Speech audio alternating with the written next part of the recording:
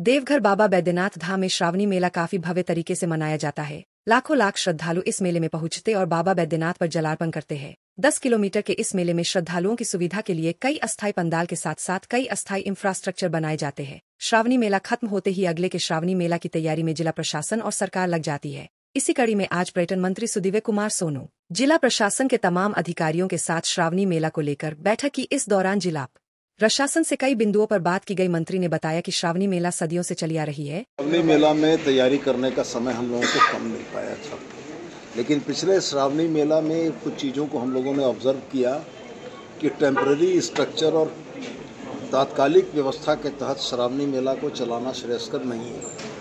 क्योंकि युगों युगों से चला आ रहा है यह मेला, आने वाले युगों युगों तक चलेगा।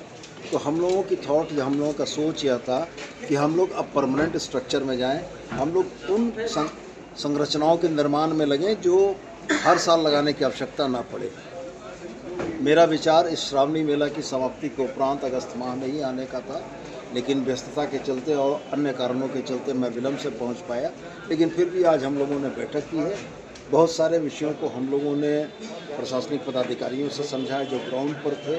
चीज़ों को कैसे बेहतर किया जा सकता है ये उनके विचार सुने हैं, और हम ये उम्मीद कर रहे हैं कि उनके विचारों को संकलित करते हुए हम लोग जो सुझाव आए हैं उसके अनुरूप काम करके अगले श्रावणी मेला को और सुचारू, सुगम और श्रद्धालुओं के लिए एक बेहतर अनुभव का कारण बनाना चाहते हैं। क्या बहुत सारी चीज़ें हैं, इस संबंध में आपको जिला प्रशासन के द्वारा ब्रीफिंग मिल जाएगी। नट सेल में हमने आपको बताया कि तंबू लगाकर जो और बांस और बल्ली के सहारे जो काम हो रहे थे, हम लोग उसको फेज वाइज धीरे धीरे करके ख़त्म करना चाहते हैं।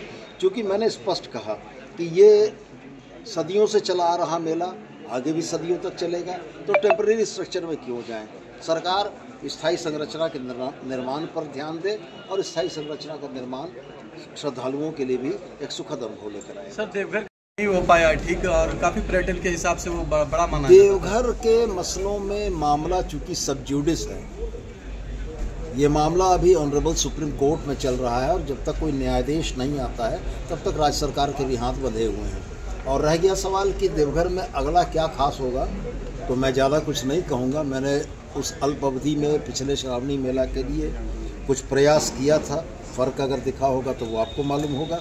तो निश्चित रूप से अब दोबारा समय मिल गया है, तो अगले श्रावणी मेला में और बेहतर करने की कोशिश करेंगे।